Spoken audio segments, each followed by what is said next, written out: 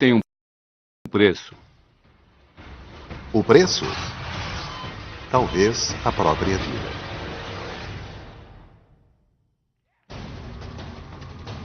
O fisiculturista Steve Michalek já foi Mr. Estados Unidos, Mr. América e Mr. Universo.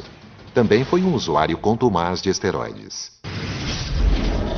Steve começou a usar esteroides em 1975 quando se preparava para disputar a competição de Mr. Universo. Ele continuou usando durante 10 anos. Ele acredita que os esteroides o ajudaram a conquistar algo inestimável, o auge do fisiculturismo. Eu usei a beça, mas tudo que sobe um dia acaba descendo. Eu desmaiei no palco.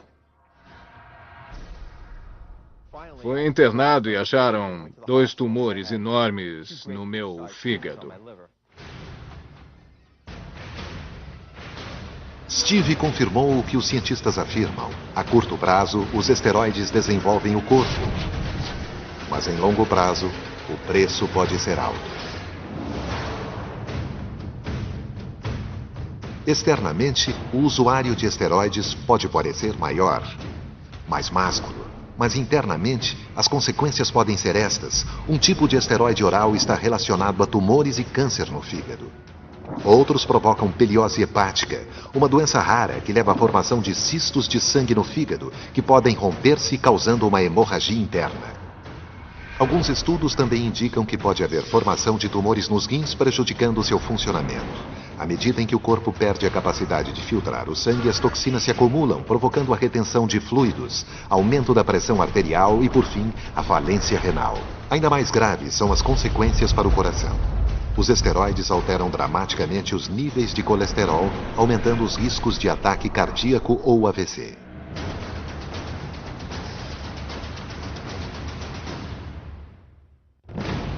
São diversas doenças que ameaçam a vida. Steve Michalek já teve todas elas. Tumores no fígado, pancreatite, doença da vesícula biliar, infarto, AVC e a lista continua. Todos os meus órgãos estavam pifando, um a um, e todas as minhas artérias estavam entupidas. Não tinha sangue indo para o meu coração. O médico que me abriu disse que já tinha visto mais sangue numa pessoa morta do que no meu corpo. E Steve tem companhia. Não desiste agora, vamos lá. É isso aí. Entre os fisiculturistas da minha época, dos anos 70 e 80, tem gente que fez ponte de safena, cirurgia de válvula cardíaca, que tem problemas no fígado, nos rins, gente que morreu de infarto. Tem de tudo. Ninguém fumava ou bebia. Nossas dietas eram impecáveis. Fazíamos exercícios, além de trabalhos cardiovasculares. Seguimos todas as regras necessárias para nos mantermos vivos e sadios. A única exceção era o uso de esteroides. Essa é a diferença. É um aspecto comum a todos nós. Mas embora Steve culpe os esteroides, a ciência tem algumas reservas. Essas drogas vêm sendo usadas na medicina nos últimos 70 anos e não conheço nenhum estudo que tenha avaliado seus efeitos de longo prazo. Muitos dos problemas que ouvimos são casos isolados ou histórias sem comprovação. Essa pessoa usou esteroides e teve câncer no fígado, ou ela teve um tumor no rim. Sob o aspecto da metodologia, isso não tem qualquer valor. Não dá para provar causa e efeito. Isso não é possível. Provar causa e efeito é ainda mais difícil, porque usuários de esteroides costumam misturar outras drogas, incluindo hormônio do crescimento, insulina, hormônio da tireoide e anfetaminas. Bom dia. Vou para academia me exercitar daqui a pouco. Que tipo de exercício? Costas e pernas. Kiran também é fundador da Organização Mundial de Levantamento de Peso. Começa hoje. Eu gosto de treinar no meio da manhã. Por isso, procuro comer alguma coisa 1 hora ou 2 antes do treino. Ele acredita que o esteroide é uma droga incompreendida. Muita gente pensa que é a mesma coisa que usar narcóticos, sabe? Amarrar um elástico em volta do braço como um viciado faz. Mas é diferente de tomar um multivitamínico diariamente. Faz parte da rotina.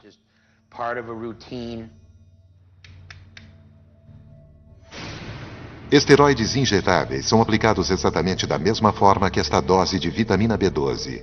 A experiência com esteroides permitiu a Kiran desenvolver uma técnica própria de utilização. Sempre começo com injetáveis durante algumas semanas e vou acrescentando esteroides orais por um período de cerca de 16 semanas. Muitos acreditam que a mistura de diversos esteroides, conhecida como empilhamento, produz resultados melhores. É melhor ter vários elementos em pequenas quantidades do que apenas um em abundância.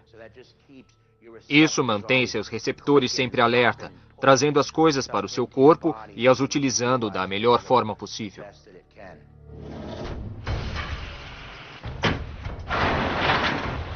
Muitos especialistas acreditam que isso aumenta os limites fisiológicos dos músculos, tornando-os maiores, mais velozes e mais fortes do que seriam naturalmente.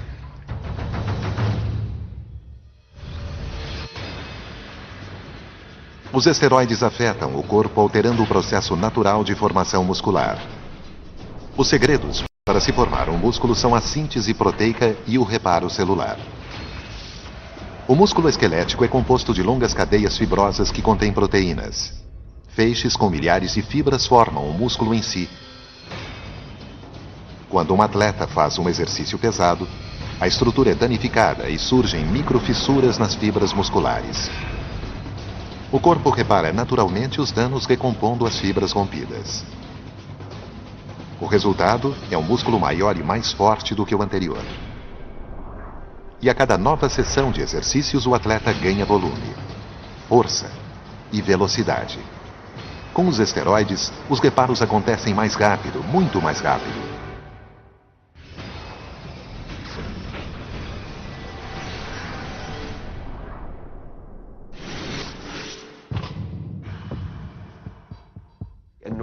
Uma pessoa normal sofrerá as rupturas musculares ao se exercitar e precisará de cerca de 48 horas para que seus músculos se recuperem. Os esteroides anabolizantes aceleram o processo. Assim, em vez de levar 48 horas, poderá levar apenas 24. Desse modo, a pessoa pode se exercitar com maior frequência, com mais intensidade e se recuperar mais rápido para voltar a se exercitar. O usuário consegue desenvolver músculos muito maiores do que poderia conseguir naturalmente. Os cientistas perceberam o potencial dos esteroides anabolizantes assim que eles surgiram. Em 1939, o cientista alemão Adolf Butenandt ganhou o Prêmio Nobel de Química por seu trabalho pioneiro com a testosterona. Hitler o proibiu de receber o prêmio. No entanto, no período entre a Segunda Guerra e a Guerra Fria, os alemães prosseguiram as pesquisas com este esteroide. Nos Jogos Olímpicos de Montreal, em 1976, atletas da Alemanha Oriental conquistaram 40 medalhas de ouro, incluindo 11 na natação feminina. Durante os anos 70, a Alemanha Oriental teve um desempenho fenomenal nas piscinas. Somente 20 anos depois foi revelado que havia um programa de uso de drogas e que eles estavam literalmente tomando as medalhas. No fim dos anos 70, os esteroides haviam chegado aos esportes em outros países, mas o hormônio ainda não era de conhecimento popular. E eles mudam você. O desafio da ciência é provar isso. Mas nem todos os esteroides são iguais. Para cada atleta que injeta esteroides em segredo, existe alguém como este homem que usa legalmente um tipo diferente dessa substância e o consome abertamente. Há várias classes de esteroides. Os mais confundidos são os esteroides anabolizantes e os corticoesteroides. Ambos são versões sintéticas de hormônios produzidos naturalmente no corpo, mas têm funções bem diferentes.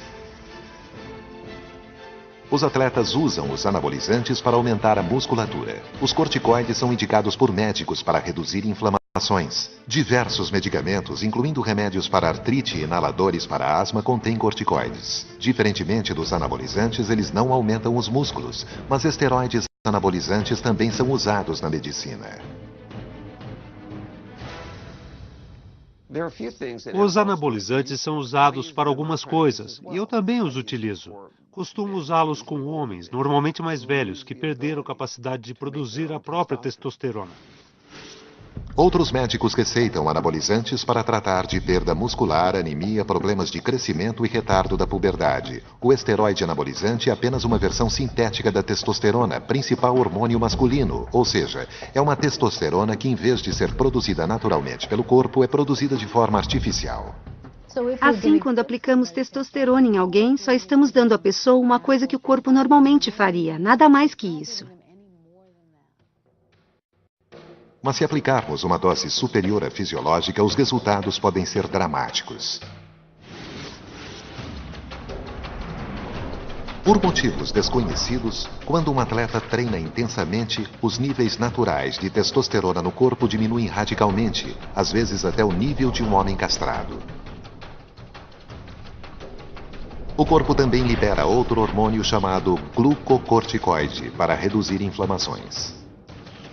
Mas esse hormônio tem um efeito secundário. Ele é catabólico, ou seja, ele rompe o tecido muscular. É um golpe duplo na musculatura, causa uma queda da testosterona e um aumento do hormônio que degenera os músculos. Especula-se que os esteroides afetam o equilíbrio hormonal de duas formas. Primeiro, eles restabelecem os níveis de testosterona após um exercício, acelerando a regeneração muscular. Eles também bloqueiam os efeitos degenerativos dos glucocorticoides. O resultado é um músculo que rapidamente fica maior e mais forte. Para os atletas, esses dois efeitos diretos sobre os músculos são uma enorme vantagem. Os esteroides são incrivelmente eficazes.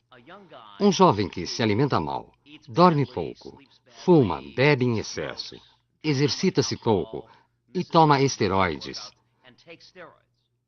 supera o atleta mais dedicado e mais capacitado, mas que não toma esteroides, em termos de ganho muscular. Mas esses ganhos musculares requerem altas doses de esteroides. A maioria dos médicos receita esteroides anabolizantes em doses fisiológicas equivalentes à quantidade de testosterona produzida naturalmente pelo homem. Alguns atletas de resistência que querem reduzir o tempo de recuperação entre os treinos usam doses fisiológicas de esteroides. Velocistas que necessitam de maior força e potência muscular chegam a usar o dobro da quantidade natural. Mas e quanto aos fisiculturistas e halterofilistas? Em alguns dos estudos que fizemos, encontramos atletas que tomam uma quantidade de testosterona 100 vezes superior à normal. Ou seja, se considerarmos que o corpo normalmente produz de 50 a 75 miligramas de testosterona por semana, eu vi gente que toma 5 ou 6 mil miligramas por semana por meio de injeções ou comprimidos. E quanto mais a pessoa toma, maior ela fica. Para muitos atletas, esteroides anabolizantes são a verdadeira fonte da juventude. Esteroides têm efeitos marcantes. Os resultados aparecem em 2 semanas.